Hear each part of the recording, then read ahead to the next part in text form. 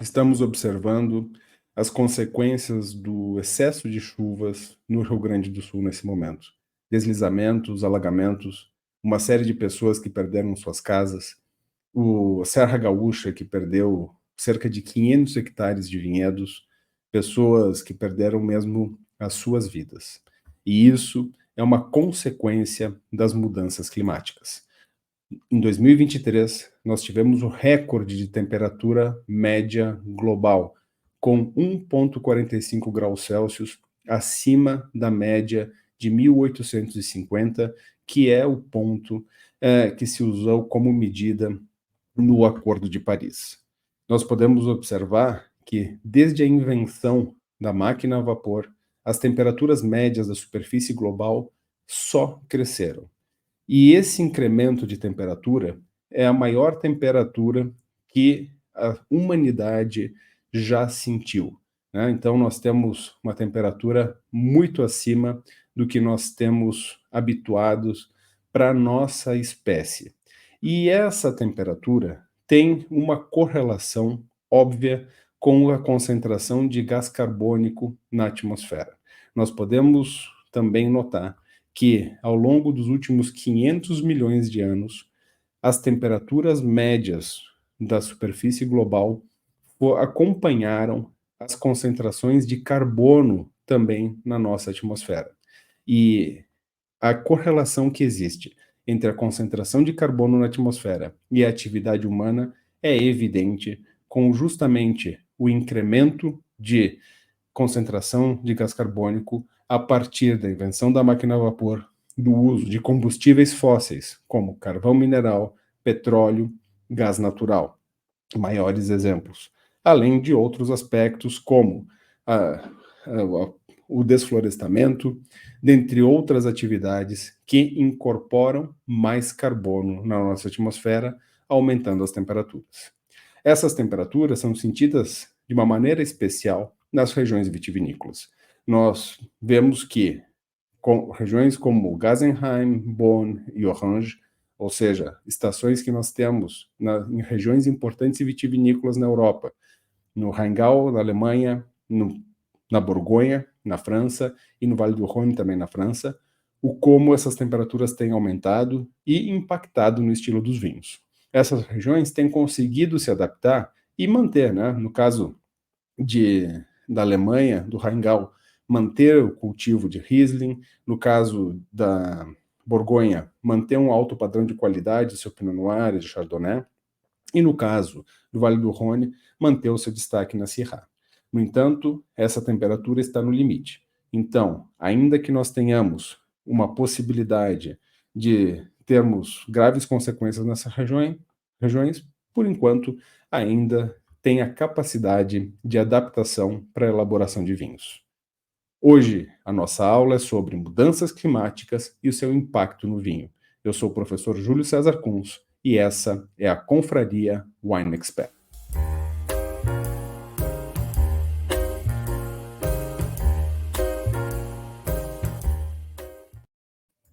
Um importante estudo publicado na Nature mostrou que essas mudanças climáticas vão mudar condições de produção de uvas e elaboração de vinhos, e por isso vai exigir adaptação por parte de produtores.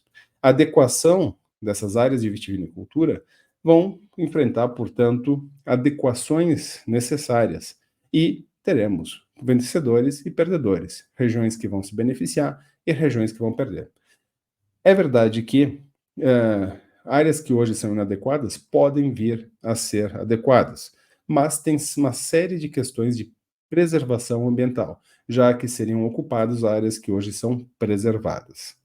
As temperaturas fazem que a videira avance mais rápido, ou seja, as uvas vão amadurecer mais rapidamente e, com isso, nós teremos colheitas cada vez mais na parte mais quente do verão, o que vai mudar o estilo de vinho e também a sua qualidade. Hoje, as principais regiões do mundo já estão colhendo 2 a 3 semanas antecipadamente do que era nos últimos 40 anos. E isso gera consequências importantes. Uma delas é a necessidade de mudar material vegetal e técnicas de cultivo. Então, nós vamos observar regiões como Bordeaux, como o champanhe testando diferentes variedades de uvas na tentativa de adaptação, buscando retardar a maturação. Outras técnicas também são usadas, técnicas diferentes de condução da videira, por exemplo. E esse aumento de seca vai reduzir rendimento, ou seja, teremos produtividades menores e uma perda de sustentabilidade. Claro que isso pode ser amenizado com mudança de material vegetal, ou seja, porta-enxertos, variedades de uvas, assim por diante. No entanto, essas técnicas muitas vezes vão exigir uma irrigação suplementar, que pode ser uma opção onde a água é disponível, mas nós vamos notar também cada vez uma menor disponibilidade de água. E, claro, pode acontecer o surgimento de novas pragas e doenças, e, também um aumento de eventos climáticos extremos, que causam perdas enormes. Aqui na Serra Gaúcha, nós tivemos perda de 500 hectares de vinhedos, por exemplo, com as últimas chuvas. Houve, alguns anos atrás, um desastre bastante importante no Vale do Ar, na Alemanha. E isso vai ser cada vez mais intenso, cada vez mais frequente. Ou seja, além das adaptações, nós vamos ver cenários de destruição e que aí, evidentemente, não há como se adaptar, a não ser trocando de áreas. Então, a primeira questão é quem perde. E quem perde, na verdade, 90% das regiões vitivinícolas tradicionais. Ou seja, quando nós pegamos Espanha, Itália, Grécia, o sul da França, incluindo aí as importantes regiões de Bordeaux, Borgonha, Vale do Rhône, Provence, são regiões que devem perder com aumento da temperatura, mesmo que seja até 2 graus, correndo o risco de desaparecer. E regiões importantes também em outros países além da França.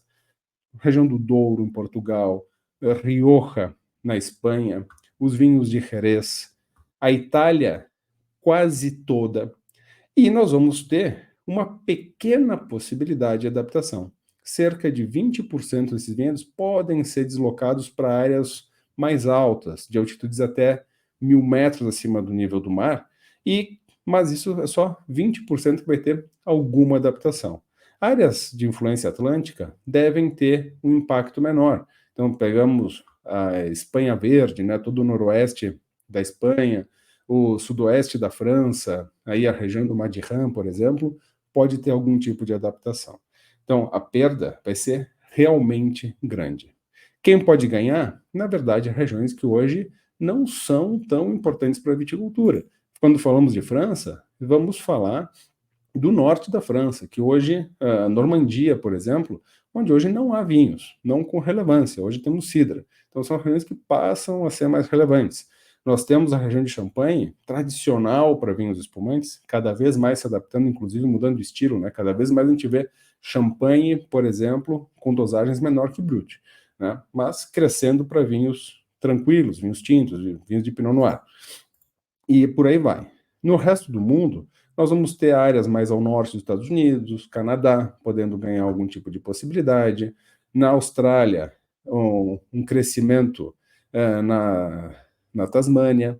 Nós vamos ver um crescimento, talvez, em algumas regiões da Nova Zelândia, e o Reino Unido. Aliás, o Reino Unido é muito emblemático nisso, né? Claro que hoje já vamos ver vinhos até na Noruega, crescimento na Suécia e assim por diante. Mas os espumantes, especialmente do Reino Unido, são a grande vedete, já que no sul do Reino Unido nós vamos ter solos parecidos com champanhe, e a verdade é que hoje já temos espumantes de alta qualidade no sul do Reino Unido, com preços também bastante altos, por enquanto, e que, claro, com maior produção, pode ser que esses preços tendam a convergir a valores mais razoáveis.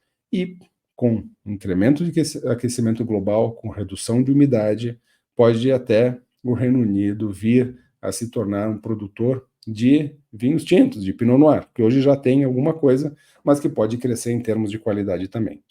Importante notar que essas novas regiões são regiões que se adaptam muito rapidamente. Então, se nós virmos o aquecimento global seguir dessa maneira, e consequentes mudanças climáticas, nós podemos colocar em risco, inclusive, o próprio conceito de terroir, já que nós vamos ter regiões precisando mudar com muita frequência. Então, se nós formos fazer um panorama do mundo do vinho, nós vamos ver, nos Estados Unidos, regiões que vão se prejudicar muito: Califórnia, com risco muito alto, regiões como Oregon e Washington State, com certa melhoria nas condições de produção, e a Colômbia Britânica ganhando uma capacidade de produzir, bem como a Nova Escócia, ambas no Canadá.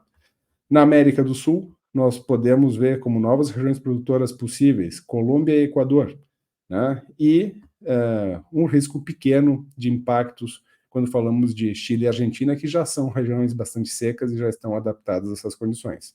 No entanto, temos um risco importante no Uruguai e um risco muito alto de prejuízo no sul do Brasil, pelos extremos, tanto pela seca quanto pelo excesso de chuvas. Na Europa, quem tende a se prejudicar mais é o sul, e ganharmos possíveis novas regiões mais ao norte e incremento possível de qualidade em regiões que já existem, como Inglaterra e Alemanha. Enquanto a Austrália como um todo tende a perder bastante, a Tasmânia possivelmente ganhar e a Nova Zelândia se manter mais ou menos constante. Isso considerando um aquecimento limitado a 2 graus Celsius, porque se passar desses 2 graus Celsius, aí todo mundo tende a perder, né? Mas o mais importante é que nós precisamos ver, além de todas as questões, é que nós precisamos manter esse nível limitado de aquecimento. Ou seja, mantê-lo vai, evidentemente, colocar em risco certas regiões, e especialmente essas regiões atlânticas aqui na América do Sul, como o Brasil e o Uruguai, ou seja, vamos ver a nossa produção brasileira sofrendo muito, né? E esses eventos extremos fazem que todo mundo se prejudique, né? Então nós vamos ter, mesmo regiões que possivelmente se beneficiem, com eventos extremos, tudo pode ser jogado fora numa mesma safra, e isso tem crescido cada vez mais e tem se tornado cada vez mais intensos, que é o pior de tudo, né? Mas ainda temos tempo. E esse limite de 2 graus é realmente o limite. Então, porque nesse limite, mesmo as regiões tradicionais têm condições de se adaptar, segundo o pesquisador holandês que trabalha em Bordeaux, o Kees van Leuven, temos condições sim de adaptação e manter o mundo do vinho como nós gostamos que seja.